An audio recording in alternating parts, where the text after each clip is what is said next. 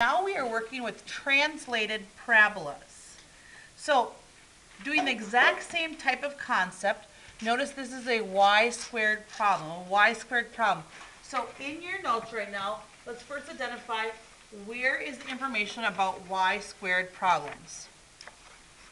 So y squared, we're going to be referring to this once we figure out how we translated this parabola. We're going to be referring to this.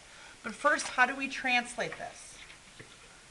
So the first thing we do is we identify what the vertex is. So a vertex is an xy coordinate. So I make an area to write the coordinate points. And the x is whatever this number is and whatever this number is. So it's going to be opposite of what you see inside. So if you see a -5, in this case it would be a +5, and likewise a -3 would be a +3. It's opposite of the sign you see inside for both parentheses. So I have a vertex. If you've not done so, please graph 5, 3.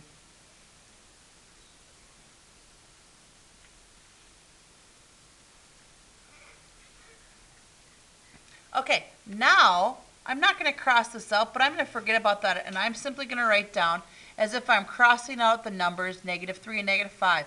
So it's y squared equals 8x. I've taken out what the vertex is in this problem. Notice that for a y squared problem, you're either going to open to the left or you're going to open to the right. So I'm going to solve for p right now so I can determine, does this open left or does this open right? Well, the nice thing is I already have y squared by itself. Again, these numbers inside just tell me where is our new vertex after we've translated and shifted this parabola. So underneath I get to write y squared equals 4px. Y squared equals 4px. Okay? So next up after I have that, by substitution I get to set these two equal, and I'm going to solve for p. 8x equals 4px.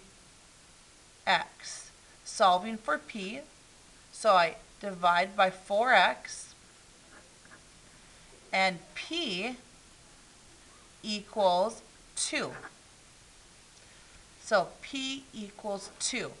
Because p is positive, can we assume that this x squared problem opens to the right or left? To the right.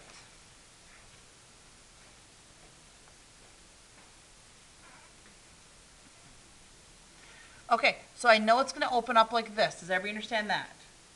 Okay, I know it's going to open up this way. Don't do this on your paper. I'm going to do it with a pencil so that it does erase, but it'll help us when we initially do this, and I can erase it. So I know it's something like this, right? Something like this. Well, remember that your parabola has to be cut in half by an axis of symmetry. So go right through this point, right through that vertex, and make a dotted line.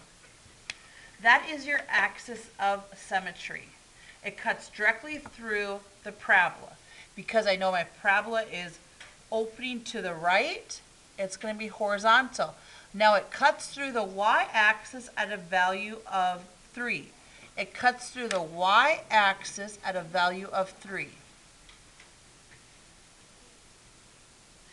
Your p-value tells you how to find the focus and the directrix. From here, go 2 inward. 1, 2, make a dot, and put an F.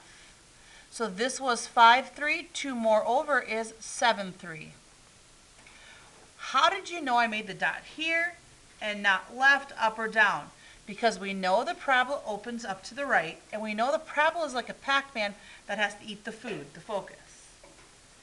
Now, your directrix is on the opposite side of this. So your directrix, make your line here, is going to be, in this case, a vertical line, And this vertical line cuts through the x-axis at what value? 1, 2, 3. It cuts through at x equals 3. Now the last thing I need to do is I need to determine what is, I need to determine here, what are the other points here that make I can accurately draw this parabola? So I'm going to probably do this off to this side. I know, by the way, that 5, 3 is one of the points. So let's make a little chart here. I'm going to, by the way, come back to this original equation, Carl R., you're going to help me out. This is the vertex, okay? What is the next point to the right of that? Because I know it opens up this way. What's the next point to the right of that in terms of an x value? 6. Do you guys agree with the number 6? Yes? Okay, so I'm going to write down this equation. Y minus 3 quantity squared equals 8. And then I would have put an x here, but Carla says this is x is 5, and it's moving this direction, so we're going to check x is 6. So I put in for the x a 6. And now I want to solve for y. My x I plugged in was 6. Let's solve for y. Well, 6 minus 5 is 1.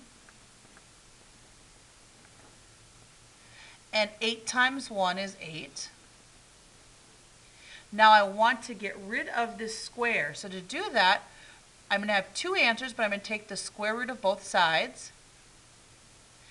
And the square root of 8 is irrational. Yes, it can be simplified, but it's not a nice answer like the square root of 9 or square root of 16 or the square root of 25. So I have two answers, and then I'm going to add 3 to the opposite side. Do me a favor. The only one over here is Anthony, who doesn't have a partner. Between you and your partner, you're going to round to the nearest tenth.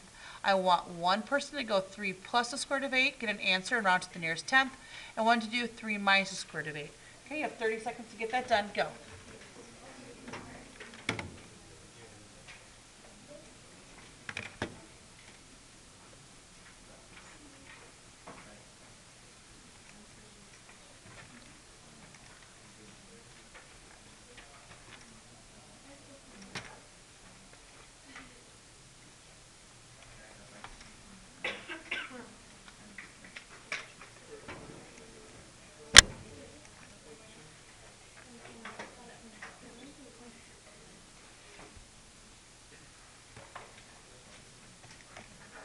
So now I get to graph 6 and 5.8 and 6 and 0.2. 6 and 5.8. So 3, 4, 5. Here's 6 and 5.8. 1, 2, 3, 4, 5, 6. So 5.8 and 6 and 0.2. Make sure you have arrows on both ends.